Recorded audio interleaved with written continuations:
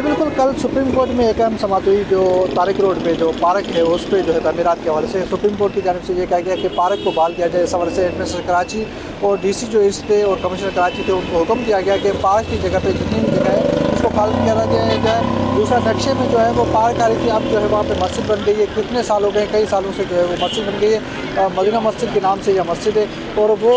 आप जिस जगह पे खड़े हुए हैं यहाँ से थोड़ा सामने जो है वो मदीना मस्जिद है और यहाँ पे जितना भी तमीरात जो है पार्क के ऊपर किया गया है उस पर जो है वो तमीरात ख़त्म कराई जाए। और दूसरा जो है वो एडमिनिस्ट्रेटर कराची और जो है उनको एक हफ़्ते का टाइम दिया है कि एक हफ़्ते में जो है वो रिपोर्ट जमा कराई जाए। दूसरी जानिब जो है वो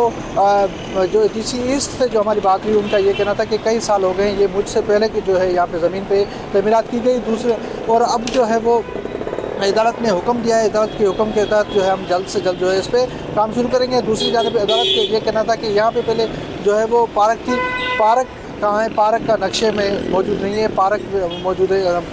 जो पार्क थी उसको बहाल कराया जाए। जो पहले तफ्तीशी अफसरों को बुलाया, जो यहाँ पे जो अफसरान थे जो औकाफ के, उनको बुलाया गया कि ये कहीं औकाफ की तो मस्जिद नहीं, तो उन्होंने कहा कि औकाफ की मस्जिद नहीं, जिस पे बात जो है अदालत ने ये कहा डीसी को, जो डीएमसी के लोग थे उनको कि भाई आप जाएँ और इसको जो है पार्क को बहाल करें और जल्द से जल्द इस पर बहाल करें। अब देखना ये कि ये कितने दिनों में जो है वो बहाल कराते हैं। इस वक्त जिस जगह पे मैं मौजूद हूँ ये मेन तारिक रोड है। तारिक रोड पे ये जो है मस्जिद थी मदीना मस्जिद, जिसका केस कल आया और इस हवाले से जल्द देखते हैं अब अदालत इस पर जो है जो कार्रवाई करेगी। अदालत की जानिब से जो अब कार्रवाई का हुक्म दिया गया है उस पर क्या पेशरफ्त होती है। जी नाज़रीन, इस वक्त हमारे साथ बिलाल भाई जो 24 के सीनियर रिपोर्टर मौजूद है, उनसे पूछते हैं कि कल जो अहम समातें हुई उसमें जो है वो तारिक रोड पे जो पार्क पे मस्जिद बनी है, उसके अलावा जो नस्ला टावर के हवाले से भी हुई और गटर बागीचा के हवाले से भी हुई। इस हवाले से पूछेंगे सर क्या कहेंगे। पहले तो हमें बताएं कि नक्शे में कहा गया था कि जो तारिक रोड पे मस्जिद बनी है उस पर पहले नक्शे में पार्क बनी हुई थी, उसके लिए जो है वो हुक्म दे दिया गया। आप जो है पूरा कोर्ट रिपोर्टिंग करते रहे हैं, कोर्ट रिपोर्टिंग करते आ रहे हैं और आपको पता भी होगा कि क्या समात में हुआ था और आप मौजूद भी थे कमरा अदालत में। देखें, बेसिकली ये है कि सुप्रीम कोर्ट ने अपनी ऑब्जर्वेशन में ये नोट किया कि जो मेन तारिक रोड है और वहाँ पर 1000 स्क्वायर यार्ड का एक प्लॉट है, छोटा सा प्लॉट जो एक पार्क नक्शे में मास्टर प्लान के अंदर नज़र आता है, लेकिन उस पर कंस्ट्रक्शन कर दी गई है। अदालत को बताया गया कि वहाँ दिलकशां कोई क्लब है छोटा सा और कुछ मार्केट्स बनाई गई और साथ में ही मदीना मस्जिद है जिसको बना दिया गया है वहाँ पर। अच्छा, कोर्ट ने अब मस्जिद से मुतल्लिक जो है वो फ़ौरन ऑर्डर नहीं दिया था। उसमें कोर्ट ने कहा कि महकमे औकाफ़ वालों को बुलाया और मस्जिद इंतज़ामिया को नोटिस अरसाल किए कि आप हमें बताएं कि किस तरह ये मस्जिद जो है वो पार्क अराज़ी पे बन सकती है। अगर गवर्नमेंट ने इस प्लॉट को मस्जिद के लिए मुख्तस किया है तो डेफ़िनेटली फिर मस्जिद कोई भी बना दे, फिर इशू नहीं होता। लेकिन अगर इम्यूनिटी यानी कि पार्क्स है, खेल का मैदान है और वो मस्जिद की ज़मीन नहीं है और फिर आपने उसे ख़रीदा भी नहीं है, तो फिर आप मस्जिद किस तरह बना सकते हैं। ये क्वेश्चन रेज़ किया था जस्टिस काजी मोहम्मद अमीन अहमद ने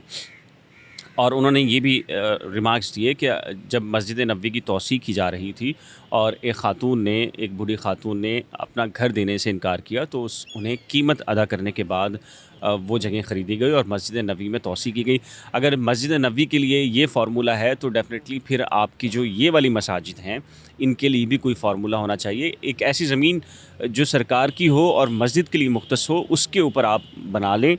तो जायज़ भी तसव्वुर होगा, या फिर आप ख़रीद कर बनाएं कहीं पर। अच्छा, इसमें जो महकमे औकाफ़ वाले आए थे उन्होंने कहा कि जी ये मस्जिद हमारे इल्म में नहीं है, किसने बनाई है और क्यों बनाई है, हमारा इससे कोई ताल्लुक़ नहीं है। तो कोर्ट ने फिर कमरा अदालत में डीसी मौजूद थे, असिस्टेंट कमिश्नर फ़िरोज़ाबाद को बुला लिया और सबको जब बुलाया तो उन्होंने आकर कहा कि जी ये वाकई पार्क की ज़मीन थी और यहाँ पर ये जो मस्जिद बनाई गई है हमसे पूछ कर नहीं बनाई गई, किसने बनाई है हमें इस सिलसिले में कोई मालूमात नहीं है। अच्छा, मस्जिद की जानिब से भी कोई पेश नहीं हुआ। आपको पता है कि supreme court then and there वाला सीन होता है कि अगर आपको ऐसा नहीं है कि जिस तरह सालों बरसों केसेस चलते रहें और वहाँ पर भी पेंडिंग में रहें, तो इसीलिए फिर सुप्रीम कोर्ट ने जब देखा कि मैप भी यही कह रहा है कि जी ये पार्क की ज़मीन थी, कमिश्नर और डिप्टी कमिश्नर और असिस्टेंट कमिश्नर भी यही कह रहे हैं कि जी ये पार्क की ज़मीन थी और जो नक्शे मौजूद थे उसमें यही था कि ये पार्क की ज़मीन थी। और सुप्रीम कोर्ट ऑफ पाकिस्तान के जो तारीख़ी फ़ैसले हैं उनकी रोशनी में कोई भी पार्क और खेल का मैदान उसकी जो हैयत है वो किसी सूरत तब्दील नहीं हो सकती। آپ نے اس لیے دیکھا کہ جو نسلہ ٹاور گرایا جا رہا ہے یہ 780 اسکوائر یارڈ ان کی مکمل لیگل تھی، لیکن بلڈر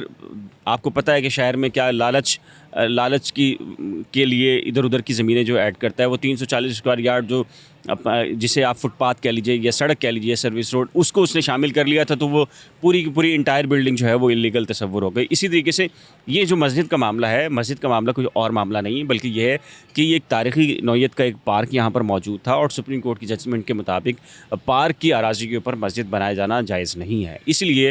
سپریم کورٹ نے اب یہ ڈائریکشن دی ہے کہ نہ صرف مسجد کا معاملہ کا میں کہا بلکہ جو شاپس بنی ہوئی تھی اور دلکشاں کلب تھا وہاں پر، اس کو بھی ریموو کرنے کا حکم دیا ہے۔ نسلہ ٹاور کے حوالے سے بھی اہم سماعت ہوئی۔ نسلہ ٹاور کے حوالے سے کیا کیا اہم جو فیصلہ دیا گیا اور کہا گیا کہ ایک ہفتے میں رپورٹ جمع کرائی جائے، اس حوالے سے آپ نے ظاہر بات کی ہوگی ڈی سی وغیرہ سے، تو کیا کہتے ہیں کہ ایک ہفتے میں یہ پورا نسلہ ٹاور مسمار ہو جائے گا؟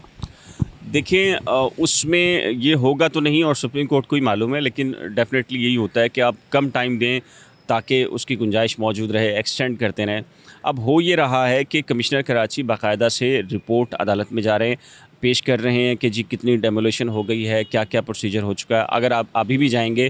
تو اسی وجہ سے جو پریشر سپریم کورٹ کی طرف سے ہے، اب وہ وہاں پر بڑے پیمانے کے اوپر ڈیمولیشن سٹارٹ ہو گئی ہے۔ اچھا، وہاں D G S B C A سے متعلق بھی جو چیزیں ہوئیں کمرہ عدالت کے اندر، ایس بی سی اے بھی ایک پارٹ ہے جو انلیگل کنسٹرکشن کے اندر ایک بڑا معاون مددگار ثابت ہوتا ہے بلڈر مافیا کے لیے۔ اب ظاہر ہے آپ کو پتہ ہے کہ D G Sindh building control authority کے خلاف ایف آئی آر لانچ ہو چکی ہے، اور اب فیروز آباد تھانہ کے اندر بھی ایک ایف آئی آر ان کے اگینسٹ ایس بی سی کے جن لوگوں نے اس کی الاٹمنٹ کی تھی، جنہوں نے نقشے منظوری دی تھی وہ سب۔ اور تازہ ترین یہ ہے کہ ڈی آئی جی کی سطح کے نے ایک کمیٹی بنا دی ہے 5 رکنی، اور وہ انویسٹیگیشن کر رہی ہیں۔ اور اب اس وقت بھی جب آپ مجھ سے بات کر رہے ہیں تو S S P investigation Altaf حسین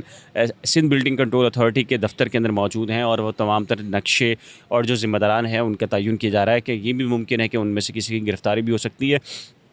تو یہ کہا جا رہا تھا کہ جی نسلہ نہیں گرے گا، تو دیکھ لیا آپ نے، وہ بھی گرا، اور اس کے ساتھ ہی بڑے پیمانے کے اوپر دیگر جو چیزیں ہیں وہ بھی سپریم کورٹ دیکھ رہی ہے۔ کہا جاتا ہے کہ جی الباری ٹاور جو بہادر آباد کے اندر ہے وہ بھی انلیگل کنسٹرکشن پر بنایا گیا ہے، پارک کی اراضی ہے، تو ڈیفینیٹلی اگر پارک ڈکلیئر ہے تو وہ بھی گرایا جائے گا۔ سر کیا کہیں گے، کل سپریم کورٹ میں جو اہم سماعت ہوئی جو پارک کے حوالے سے، طارق روڈ کے پارک کے حوالے سے، اس پہ آپ پورے موجود تھے، تو اس میں کیا کیا کہا گیا، کیا حکم آیا، اس حوالے سے بتائیں۔ جی بالکل، کل جو ہے سپریم کورٹ میں chief justice Pakistan justice Gulzar Ahmed کی سربراہی میں 2 رکنی لاجن بینچ نے اہم جو مقدمات ہے اس کی سماعت کی، جبکہ طارق روڈ پر جو ہے غیر قانونی انکروچمنٹ اور کڈنی ہل پارک جو ہے اس پر جو ہے سماعت کے دوران ایڈمنسٹریٹر کراچی کو بھی جو ہے طلب کیا گیا تھا، وہ بھی دوران سماعت وہاں پہ موجود تھا، جبکہ